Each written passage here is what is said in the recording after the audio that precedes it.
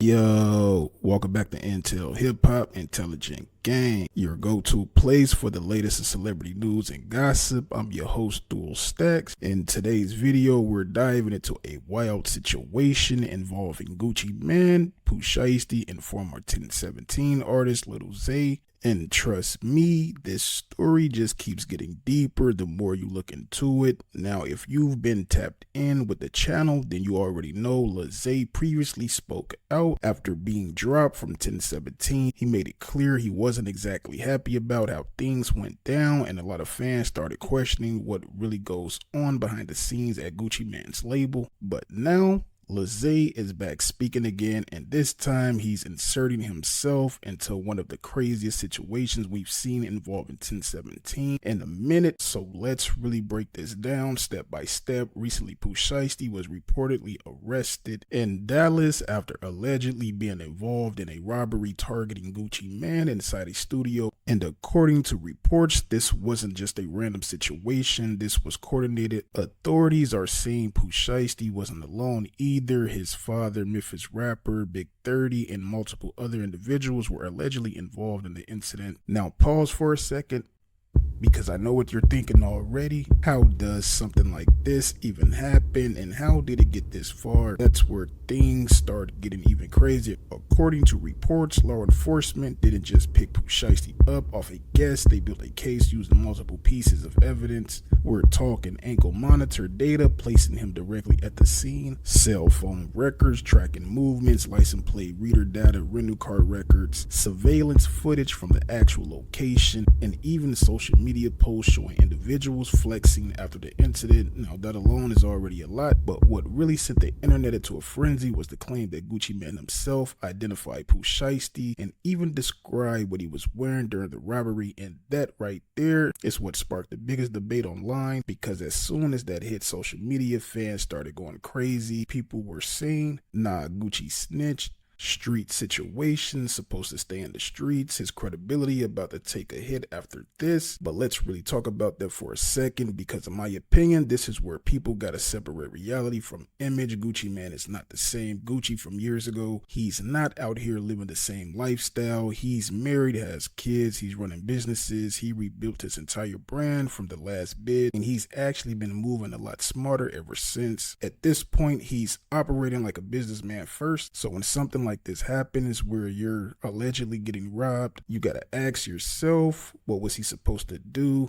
Stay silent and risk things escalating even further, or protect himself, his business, and his family? Now don't get me wrong, I already know how the streets look at situations like this, but at the same time, this ain't just street politics anymore. This is legal, financial, and personal. And honestly, I think Gucci Mane either knew this information was eventually going to come out and just accept it, or he understood that not speaking up could have backfired in a way that hurt him even more in the long run. Either way, you could tell this situation put him in a tough position. But now let's bring Lil Zay back into the picture, because this is where things get interesting. Lil Zay recently went live on Instagram and started speaking on the situation, and you can tell he was keeping it real from his perspective. He didn't hold back. He spoke on Pooh Shiesty's contract situation, and even had a bold claim that Gucci Mane probably made around $30 million off Pooh Shiesty alone. Now that's a heavy statement, because now we're not just talking about a robbery or street situation anymore. Now we're talking about business deals, contracts, money splits, and how artists are treated once they're signed. And when a former artist like Lil Zay comes out and says something like this, it makes people start questioning everything. Was Pooh Shiesty really being taken care of properly? Were there tension behind the scenes that the public didn't know about? And does this situation go deeper than what we're actually seeing? Because let's be real, a lot of times what happens publicly isn't just the surface. There's always more going on behind closed doors, and Lil Zay speaking out like this adds another layer to the story that people can't ignore. No, man, look, all I'm gonna say is, man, I'm glad it happened. I'm glad WAP label over with. I'm glad you can't. It took for your hardest artist, your best artist to come home. You feel me? To see like with you, brother. Ain't nobody on the label with you. Nobody ain't with you. You feel me? My mama ain't nobody with that dude.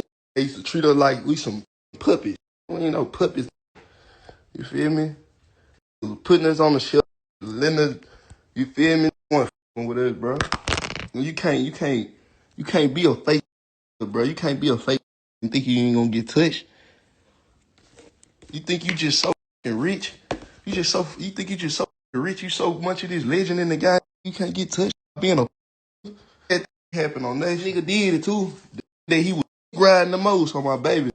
Grinding the most. Pocket 30 million gave fine. Business though. If your contract fucked up, that's on you. I ain't gonna lie. I ain't got nothing to say about that. If your contract fucked up, that's on you. You should have read the contract. You feel me? But all it acting like that's what we don't with. We don't with our CEO acting like feel me. If your contract fucked up, you just fucked up, trap. Can't do nothing about that, my guy. Mama, and after I popped out and said what I said, bro dropped everybody. You feel me? Now Shiesty came home. Shiesty don't want to be with him. He's somewhere crying, boo-hooing, snitching. You feel me? Hey, but look though, it good. You gave a chance. I'd never take that from bro. You know what I'm saying? Bro gave a chance. I'm from the silk. You feel me? And bro forgave all the debt. I don't owe bro nothing. I'm speaking on my situation. I don't know about no other artists. My lawyers. I don't owe Gucci Man nothing. He let me go freely. You feel me? Bro, so there's that. Now, here's my honest take on everything. I think this is one of those situations where street culture and real life responsibilities collide. You got fans expecting one thing based on image and reputation, but in reality, Gucci Mane is a completely different space in life now, and decisions he makes today are going to be based on how things were handled years ago. At the same time, Lil Zay speaking out shows that there might be deeper issues within 1017 that we don't fully understand yet.